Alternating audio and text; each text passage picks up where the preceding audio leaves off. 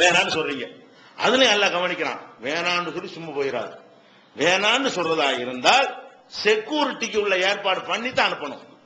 இன்னைக்கு பெரும்பாலான ஜமாத்துகள் இது செய்யறதே இல்லை. பெரும்பாலான ஜமாத்துகள் என்ன செய்யறாங்க? இதுவும் முஸ்லிம்களை பற்றி இஸ்லாத்தை பற்றி மற்றவர்கள் விமர்சனம் செய்வதற்கு ஒரு காரணமாக அமைந்து விடுகிறது. அல்லாஹ் என்ன சொல்லி காட்டுறான் குர்ஆன்ல, மத்தி ஊஹுன்ன, நீங்கள் விவாகரத்து செய்த பிறகு அவர்களுக்கு வாழ்க்கை செலவினம் கொடுங்கள். எப்படி கொடுக்கணுமா? அலல் மூஸ்ரி கத்ருஹு வ அலல் முக்திரி கத்ருஹு, வசதி உள்ளவன் அதற்கு தக்கவாறும் வசதி இல்லாதவன் அதற்கு தக்கவாறும் கொடுக்க வேண்டும். அது எப்படி கொடுக்கணும்னா மதாஅம் பில் மஅரூஃப், நியாயமான முறையில் அந்த செலவினங்கள் இருக்க வேண்டும். ஹக்கன் அலல் முஹ்சினீன், இது நல்லது செய்யக்கூடிய நன்மக்களுக்கு கட்டாய கடமை. விவாகரத்து செய்யப்பட்ட பெண்களுக்கு நியாயமான முறையில ஒரு பாதுகாப்பு தொகை கொடுப்பது கட்டாய கடமை என்று 2வது அத்தியாயத்தில் 236வது வசனத்தில் அல்லாஹ் சொல்லி காட்டுகிறான். அதே அத்தியாயத்தில் 2வது அத்தியாயத்தில் 241வது வசனத்தில் சொல்றான், ஒலில் முத்தல்லகாத்தி மதாவும் பில் மாரூஃப் ஹக்கன் அலல் முத்தகீன், தலாக் சொல்லப்பட்ட பெண்களுக்கு நியாயமான முறையில ஒரு செக்யூரிட்டி பாதுகாப்பு தொகை கொடுக்க வேண்டும். இது இறைவனை அஞ்சுபவர்களுக்கு கடமை. ஹக்கன் அலல் முஹ்சினீன் ஒரு இடத்துல சொல்றான், ஹக்கன் அலல் முத்தகீன், முத்தகீன்களுக்கு இது கட்டாய கடமை. அல்லாஹ்வை நீ பயப்படுறதா இருந்தா சும்மா 5 வருஷம் 3 வருஷம் அவளை அனுபவிச்சுட்டு நீ போ, உனக்கு எனக்கு சம்பந்தம் இல்லைன்னா அவ எவ்வளவு பெரிய பாதிப்புக்கு உள்ளாவா? அவனுடைய வாழ்க்கை ஓடணுமா இல்லையா? அப்ப என்ன பண்ணணும்? ஜமாத்தால கூப்பிட்டு வச்சு தலாக் கொடுறானா, உன்ட்ட உள்ள வசதி என்ன? 3 வீடு இருக்கா, ஒரு வீட்டை அவளுக்கு எழுதி கொடு, அவளுக்கு சொத்தாக்கி வை, அதுல இருந்து வர வருமானத்தை வச்சு வாழ்க்கையை ஓட்டிக்கிறேன், அப்படி வாங்கி கொடுக்கணும். ஆளை பாத்துக்கிறேன், அவனுடைய தகுதி என்ன? அது மாதிரி அந்த மாசம் மாசம் கொடுக்கறாம அதெல்லாம் ஒத்துக்கிற கூடாதுங்க. மாசம் மாசம் கொடுக்கறதுங்கிற ஜீவனாம்சம் கோர்ட்ல கொடுக்குறாங்க, பிராடு கொடுக்க மாட்டாங்க. ஒவ்வொரு மாசமே நின்றுட்டு இருக்க முடியுமா? 2 மாசம் கொடுத்து 3வது மாசம் வருமானம் இல்லைன்றுவான். ஒன்ஸ் தான் செட்டில்மெண்ட் பண்ணிடணும், ஒரு தடவை நினைஞ்சிருந்தேன். அந்த பேச்செல்லாம் கிடையாது. மாசம் மாசம் பேசக்கூடாது. இப்ப எடுத்து வை, எந்த வீட்டை கொடுக்குற 5 லட்ச ரூபா வை, ஒரு லட்சாதிபதியா இருக்கான்னு வைங்க, 10 லட்ச ரூபா கொடுக்குற அந்த பொண்ணுக்கு, அப்பதான் தலாக்க நாங்க அக்செப்ட் பண்ணுவோம், வேற ஒரு கல்யாணம் பண்றதுக்கு நாங்க ஓலை தருவோம் ஜமாத்தார்கள் சொல்லணும்.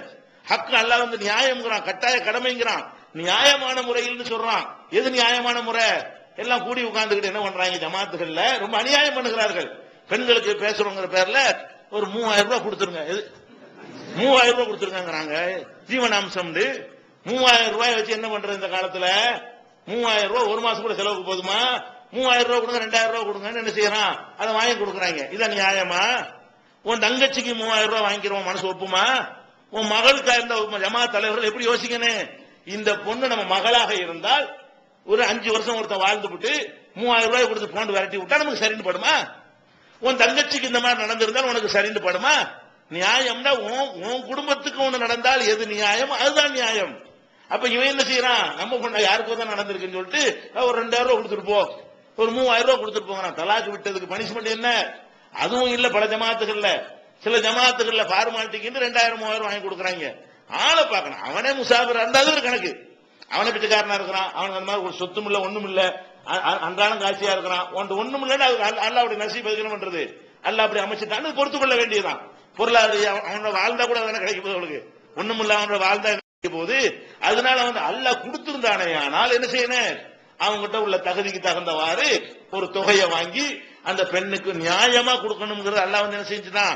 வசதி உள்ளவன் அதுக்கு தக்கவாறும், வசதி இல்லாதவன் அதுக்கு தக்கவாறும் கொடுப்பது கட்டாய கடமைங்கிறான். இதுல ஜமாத்தார்கள் கவனம் செலுத்தணும். விவாகரத்துன்னு வரும் பொழுது அப்படி 2 சாட்சியை வச்சு எல்லாம் முடியும் பொழுது என்ன செய்யணும்? விவாகரத்தை அக்செப்ட் பண்ண. நம்ம பண்ணாதான் வேற ஒரு கல்யாணம் பண்ண முடியும். விவாகரத்தை அக்செப்ட் பண்றதுக்கு என்ன பண்ணணும்? நீ விவாகரத்து பண்ணது எப்ப ஏற்றுக்கொள்வோம்னு சொன்னா, நீ முறைப்படி என்ன செய்யணும்? உன்னுடைய ஏதோ ஊர்ல ஒண்ணு தெரியும்ல, ஊர்ல ஒரு ஜமாத்து இருந்தாங்கன்னு சொன்னா ஒரு மனிதனுடைய கெப்பாசிட்டி, அவன் குடும்பம், பின்னாடி அசைகிற சொத்து அசையா சொத்து, என்ன கேஸ் இருக்கு, என்ன வேலை பார்க்கறான், மாச வருமானம் எல்லாம் தெரியும்ல, எல்லாமே உங்களுக்கு தெரியும். அதை கணக்கிட்டு என்ன செய்யணும்? இவனுக்கு இவ்வளவு போடலாம், இதான் நியாயம், இவனுக்கு இவ்வளவு போடலாம் சொல்லி அப்படி வாங்கி கொடுக்கணும். மாப்பிள்ள ஒரு கோடீஸ்வரனா இருந்தா ஒரு கோடியா கூட கிடைக்கும். அப்ப இந்த பொருளாதார ரீதியா அவ்வளவு ஒரு கஷ்டம் இருக்காது. அதை வச்சு ஓரளவுக்கு என்ன செய்வா? அடுத்த ஒரு கல்யாணம் ஆகுற வரைக்கும் தன்னுடைய எதிர்கால தேவைகளை மேக்கப் பண்ணி கொள்வாள். அவன் வீட்டுக்கு போனா கூட சுமையா இருக்காது. ஒரு காசு பணம் வச்சிருந்தா அதுக்கு ஒரு மரியாதை இருக்குமா இல்லையா?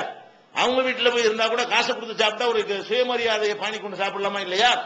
அந்த மாதிரி என்ன செய்யணும்? பெண்களுக்கு விவாகரத்து செய்யும் பொழுது இதெல்லாம் வாங்கி கொடுக்க வேண்டும்.